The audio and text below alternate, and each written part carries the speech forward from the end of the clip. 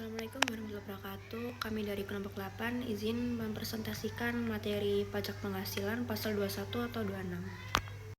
Sebelum memulai berjalannya presentasi, izinkan saya memperkenalkan diri. Nama saya Ramadhana Salwasal-Sapila dengan NPM Akhir 073. Ada Davin Windiarta dengan NPM Akhir 305. Ada Nadia Intan Azahra dengan NPM Akhir 251. Dan ada Vincentius Marvelio dengan NPM Akhir 169. Untuk materi yang pertama yaitu pengertian dan contoh PPh pasal 21 dan 26. Jadi PPh pasal 21 dan 26 yaitu pajak atas penghasilan yang dikenakan pada gaji, upah, honor, tunjangan, dan pembayaran lain yang diterima oleh orang pribadi baik di dalam maupun di luar negeri terkait pekerjaan atau jasa. PPh pasal 21 dan 26 adalah juga pajak atas penghasilan orang pribadi dalam negeri dari pekerjaan, jasa, atau kegiatan seperti gaji, upah, dan honor. Jika penghasilan diterima pajak wajib dari luar negeri, maka diatur dalam pajak PPh pasal 26. PPh pasal 21 dan 26 juga dibayar dalam tahun yang sama melalui pemotongan oleh pihak tertentu seperti pemberi kerja, bendaharawan, pemerintah, dan perusahaan. Pihak-pihak ini wajib memotong, menyetor, dan melaporkan pajak. Jumlah pajak yang sudah dipotong dan disetor dapat digunakan sebagai kredit pajak akhir tahun oleh wajib pajak. Selanjutnya yaitu contoh objek pajak pada PPh pasal 21 dan PPh pasal 26. Untuk contoh objek pajak PPh pasal 21, yang pertama itu ada gaji dan upah karyawan, yang kedua ada honorium, yang ketiga tunjangan gaji, dan yang keempat bonus dan THR. Dan untuk contoh objek pajak PPh pasal 26, yang pertama ada gaji yang dibayar kepada orang asing yang bekerja di Indonesia, yang kedua honorium untuk konsultan asing, yang ketiga pembayaran royalti kepada individu asing, dan yang keempat fee untuk jasa profesional asing. Selanjutnya yaitu pemotongan pajak penghasilan pasal 21. Pemotongan PPh pasal 21 dilakukan oleh wajib pajak pribadi atau badan yang membayar penghasilan terkait pekerjaan, jasa, dan kegiatan. Pemotongan PPh pasal 21 sesuai dengan peraturan Dirjen Pajak yang meliputi yang pertama ada pemberi kerja, baik pribadi maupun badan termasuk cabang atau unit. Yang kedua, bendahara pemerintah yang membayar gaji, honor, atau tunjangan. Yang ketiga, dana pensiun dan badan jaminan sosial yang membayar pensiun atau tunjangan. Yang keempat, orang atau badan yang membayar honor, fee, atau imbalan jasa untuk subjek pajak dalam negeri dan luar negeri. Dan yang kelima, penyelenggara kegiatan membayar honor atau hadiah kepada wajib pajak dalam negeri. Selanjutnya, memasuki materi pemberi kerja yang tidak termasuk sebagai pemotong PPh pasal 2126. Yang pertama ada kantor perwakilan negara asing, yang kedua ada organisasi-organisasi internasional sebagaimana dimaksud dalam pasal 3 ayat 1 huruf C, Undang-Undang Pajak Penghasilan yang telah ditetapkan oleh Menteri Keuangan. Dan yang terakhir ada pemberi kerja orang pribadi yang tidak melakukan kegiatan usaha atau pekerjaan bebas, yang semata-mata mempekerjakan orang pribadi untuk melakukan pekerjaan rumah tangga atau pekerjaan bukan dalam rangka melakukan kegiatan usaha dan pekerjaan bebas. Selanjutnya, memasuki materi kewajiban pemotong pajak, yaitu ada 6. Yang pertama, setiap pemotong pajak wajib mendaftarkan diri ke kantor pelayanan pajak atau kantor penyuluhan pajak setempat. Yang kedua, formulir-formulir yang diperlukan dalam rangka pemenuhan kewajiban perpajakannya pada kantor pelayanan pajak atau kantor penyuluhan pajak setempat. Dan yang ketiga, pemotongan pajak wajib memotong dan menyetorkan PPh pasal 21 yang terutang untuk setiap akhir bukan takwim. Penyetoran pajak dilakukan dengan menggunakan surat setoran pajak atau SSP ke kantor pos atau bank badan usaha milik negara atau badan-badan usaha milik daerah atau BUMD atau bank lain yang ditunjuk oleh Direktur Jenderal Anggaran selambatnya tanggal 10 bulan takwim berikutnya. Dan yang keempat, pemotongan pajak wajib melaporkan penyetoran PPh pasal 21 meskipun nihil dengan menggunakan surat pemberitahuan atau SPT masa ke kantor pelayanan pajak atau kantor penyuluhan pajak setempat selambatnya pada tanggal 20, bukan takvim berikutnya. Dan yang kelima, pemotongan pajak wajib memberikan bukti pemotongan PPh pasal 21, baik diminta maupun tidak pada saat dilakukannya pemotongan pajak kepada orang pribadi bukan sebagai pegawai tetap, penerima uang tebusan pensiun, penerima jaminan hari tua, penerima uang pasangan, dan penerima dana pensiun. Dan yang terakhir, pemotongan pajak wajib memberikan bukti pemotongan PPh pasal 21 kepada pegawai tetap, termasuk penerima pensiun bulanan, dengan menggunakan formulir yang ditentukan oleh Direktur Jenderal Pajak dalam waktu 2 bulan setelah tahun pajak berakhir. Baik, selanjutnya saya akan menjelaskan tentang wajib pajak PPh pasal 21 atau 26.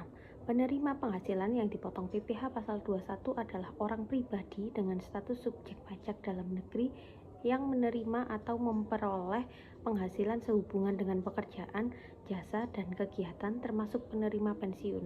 Wajib pajak PPh pasal 21 terdiri dari 1. Pegawai, 2. Penerima uang pesangon, pensiun atau uang manfaat pensiun, tunjangan hari tua atau jaminan hari tua termasuk ahli warisnya, 3. Bukan pegawai, 4. Anggota Dewan Komisari atau Dewan Pengawas yang tidak menangkap sebagai pegawai tetap pada perusahaan yang sama, 5. Mata pegawai, 6. Peserta kegiatan yang menerima atau memperoleh penghasilan sehubungan dengan keikutsertaannya dalam suatu kegiatan. Oke, ini termasuk wajib pajak PPh pasal 21 di antara lain yang tidak termasuk dalam pengertian penerima penghasilan dipotong PPh pasal 21.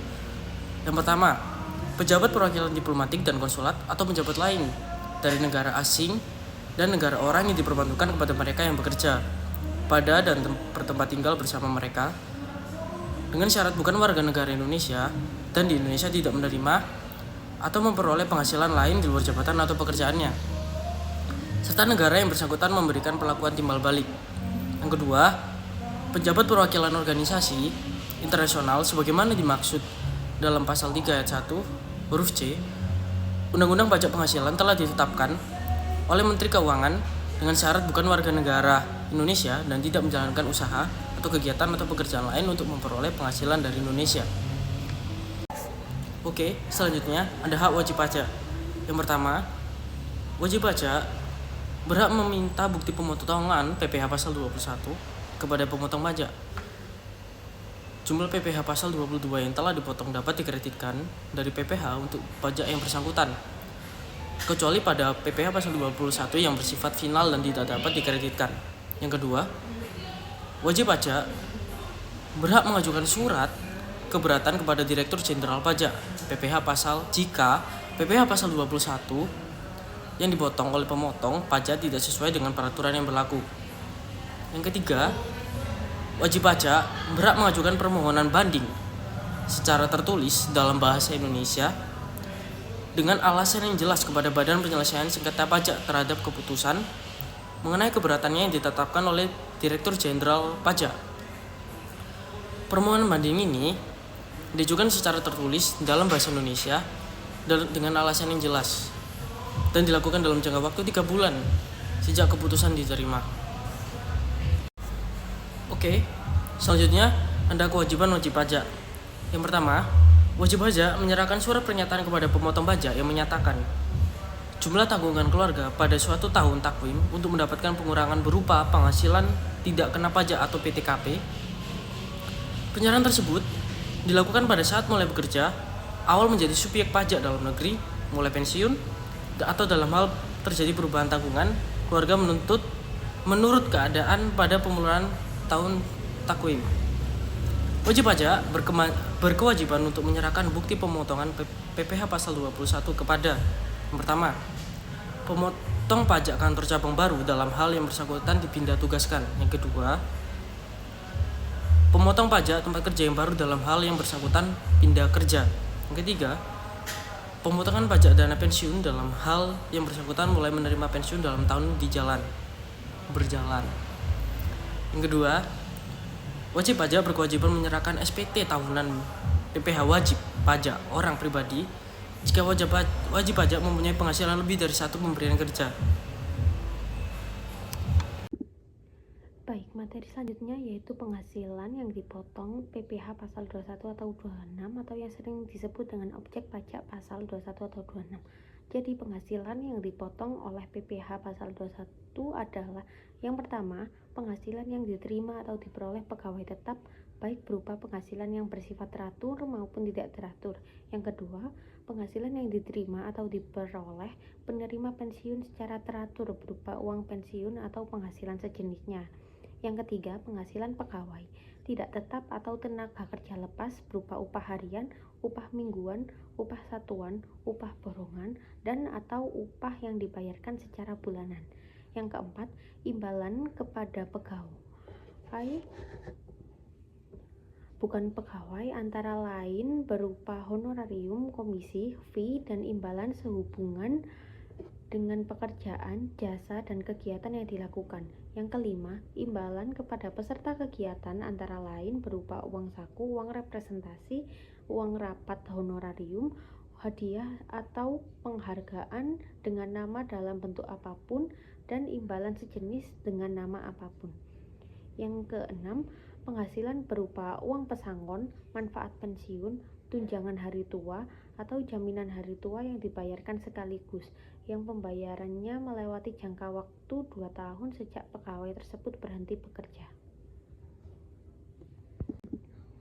Baik, selanjutnya yang ketujuh yaitu penghasilan berupa honorarium atau imbalan yang bersifat tidak teratur yang diterima atau diperoleh anggota Dewan Komisaris atau Dewan Pengawas yang tidak merangkap sebagai pegawai tetap pada perusahaan yang sama. Yang kedelapan, penghasilan berupa penarikan dana pensiun oleh peserta program pensiun yang masih berstatus sebagai pegawai dari dana pensiun yang pendiriannya telah disahkan oleh Menteri Keuangan. Yang kesembilan, penghasilan berupa jasa produksi, gratifikasi, bonus, atau imbalan lain yang bersifat tidak teratur yang diterima atau diperoleh mantap pegawai. Dan yang terakhir, yaitu semua jenis penghasilan dari nomor 1 sampai 9 yang sudah saya sebutkan tadi yang diterima dalam bentuk natura dan atau kenikmatan lainnya dengan noma dan dalam bentuk apapun yang diberikan oleh A wajib pajak yang dikenakan PPh bersifat final atau B yaitu wajib pajak yang dikenakan PPh berdasarkan norma perhitungan khusus atau limit profit. Oke, selanjutnya ada cara menghitung PPh pasal 21. Nah, di sini pasal 21 yang dipotong oleh pemotong pajak secara umum diformulasikan sebagai berikut. PPh pasal 21 tarif kali dasar pengenaan pajak.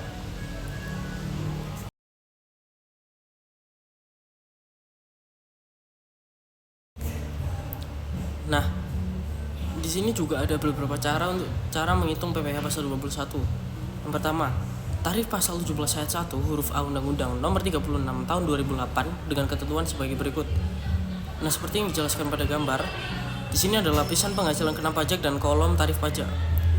Yang dimana di lapisan penghasilan kena pajak dengan rupiah 0 sampai dengan 50 juta dengan tarif pajak 5%, di atas 50 juta sampai dengan 250 juta dengan tarif pajak 15%, dan di atas rupiah 250 juta dan sampai dengan 500 juta dengan tarif pajak 25%, dan di atas 500 juta dengan tarif pajak 30%.